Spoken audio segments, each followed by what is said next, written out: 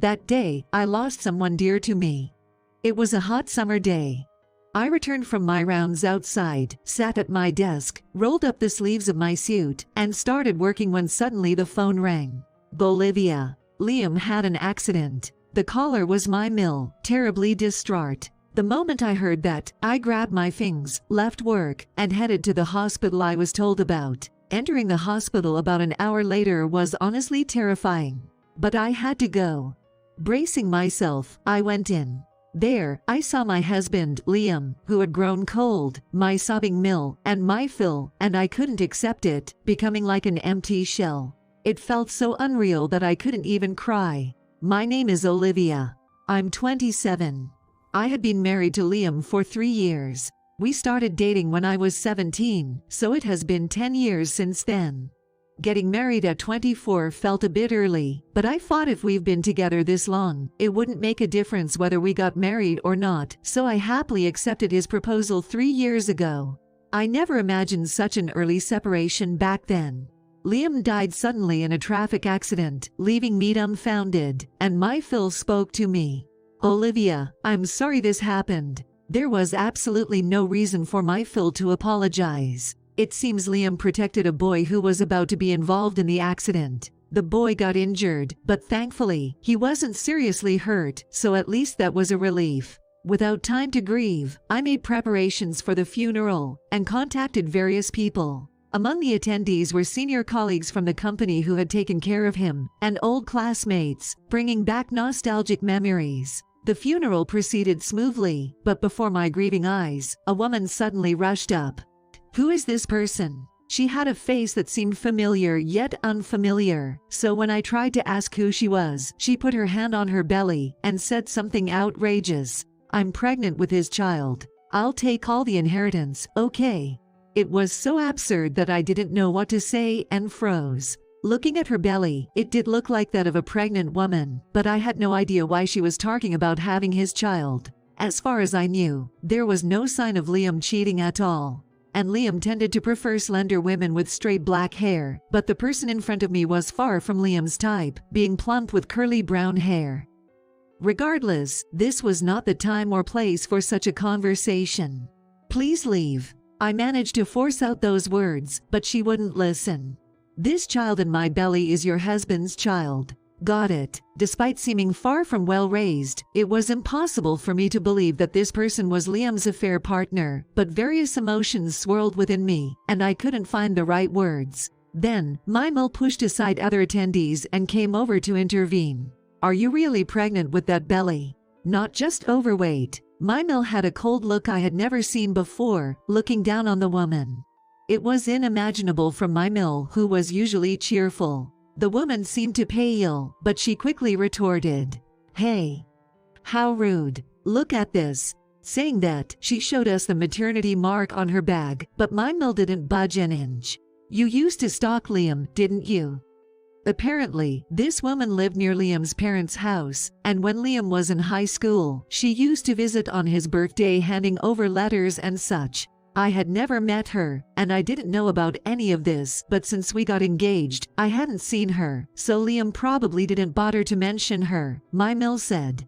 Mimel apparently hated this woman, who was 5 years older than Liam, even more than Liam did, and she was more irritated than usual. Don't start telling such lies in a place like this, have some shame. Even when told that, the woman in front of me didn't falter. It's not a lie. You'll be a grandmother soon. Don't be ridiculous. Get out of here.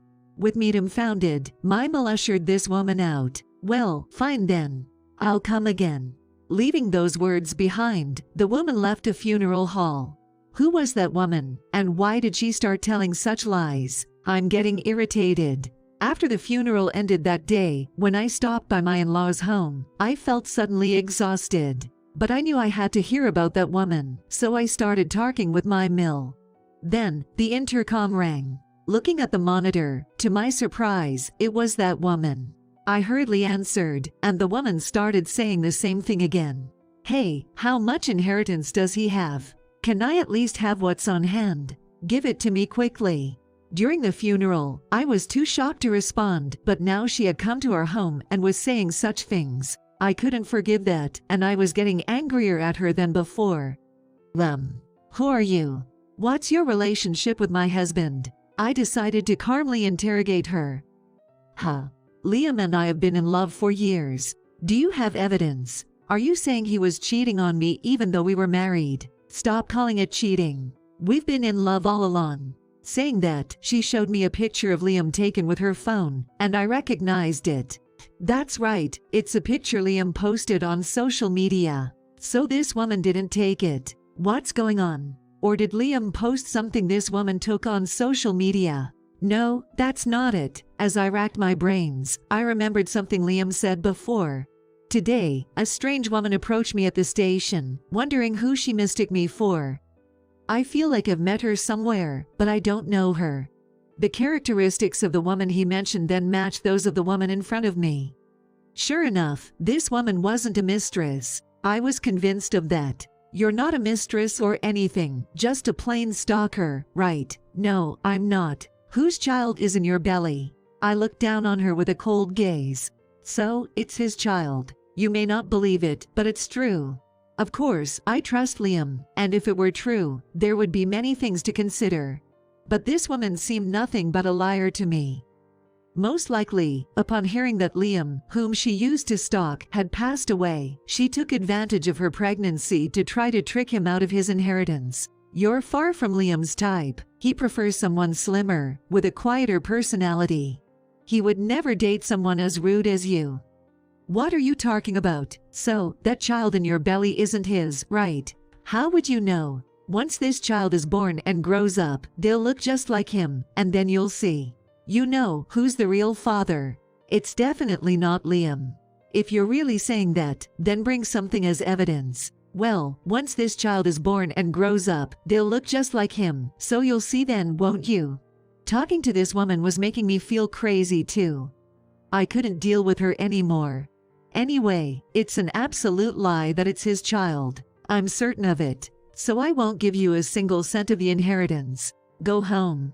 If you keep bothering us, I'll call the police. Saying that, I closed the door, but she was still yelling outside. When I consulted with my worried Phil and Mill about whether to report it, they said it was better to have called the police already in case something happened to me. Although nothing had happened yet, they said it would be too late to do anything once something did. As we were discussing, I noticed a red light outside the window.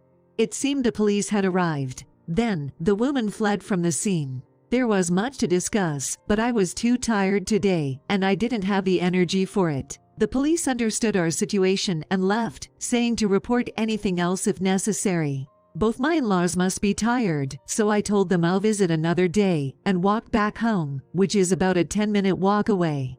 At the moment, anger was dominating over sadness. After that, I decided to take about a week off work and started cleaning up the house. While sorting through Liam's belongings, tears started welling up, and I couldn't bear being alone in the house anymore, so I stepped outside to get some sunlight. And there, out of nowhere, that woman appeared. Hey, ready to hand over the inheritance. Her words snapped my patience. Listen here. Stop going on about the inheritance. It has nothing to do with you. If you don't know who the father of your child is, go look elsewhere. Liam has absolutely nothing to do with it. Don't you believe it yet? Then take a look at this. With that, she showed me a single picture. It was a photo of someone's right hand resting on the woman's belly. Upon closer inspection, the wrist had a bracelet that Liam often wore. As I doubted my eyes, the woman said, "Got it now. You know who the father of my child is." She wore a triumphant look, but I noticed something. "Wait, let me see that properly," I said and enlarged the image on her smartphone. "See, this isn't Liam's hand after all. I don't know whose it is, but it's not Liam's. Even though you're married, didn't you know he often wore this bracelet?" The woman spoke down to me, but that wasn't what I wanted to address. That bracelet is pretty common.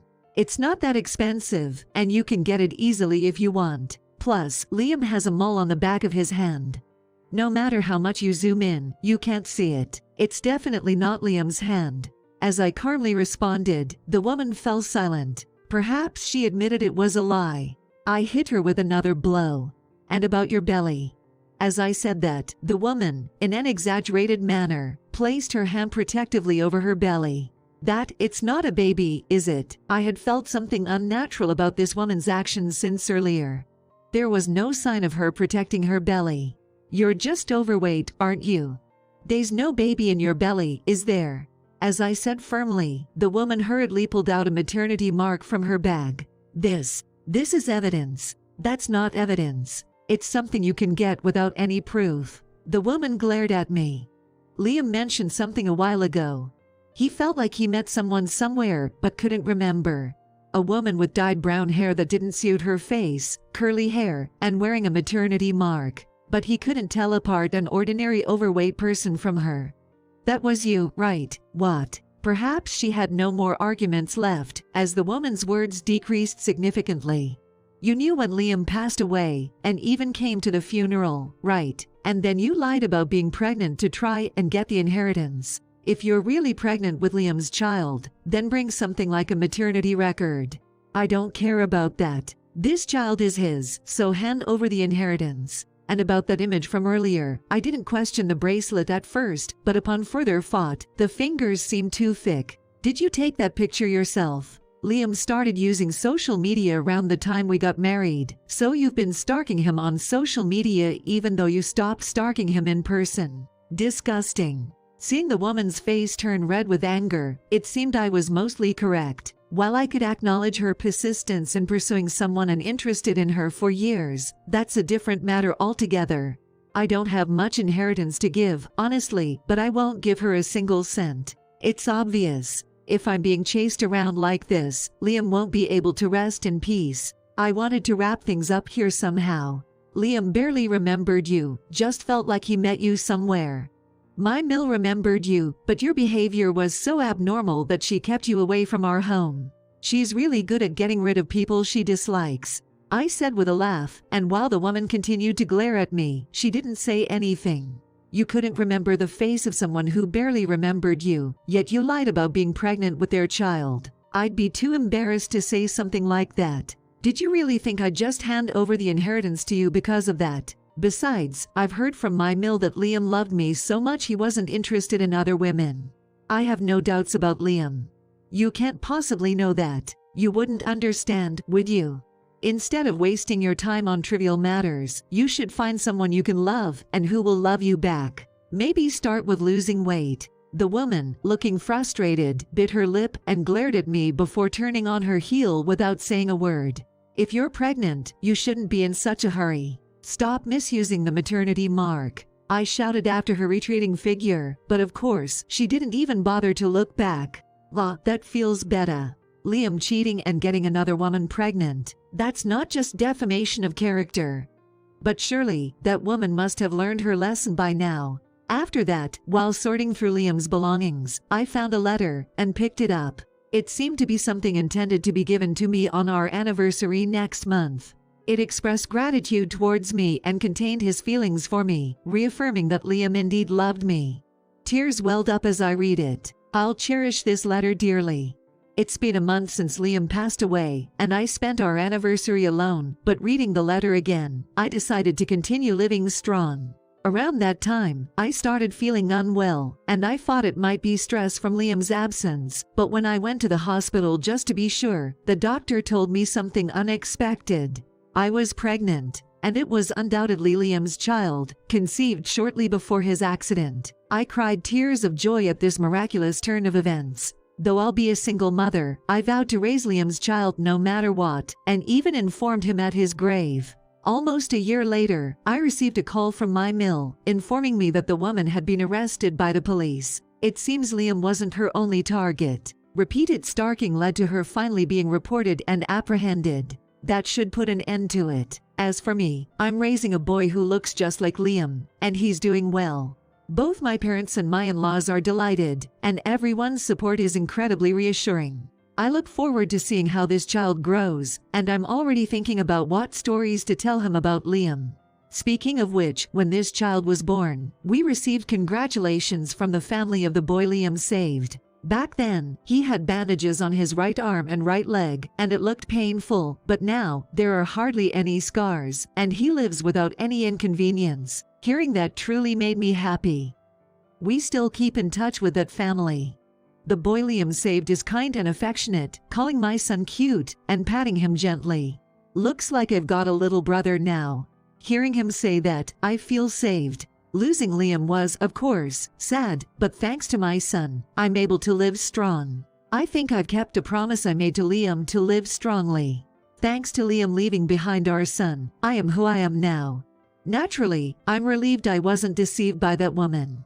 Actually, Liam was doing stocks without my knowledge, and there were quite a few valuable assets. His inheritance was more than I had imagined. I'm keeping it safe to use for our son.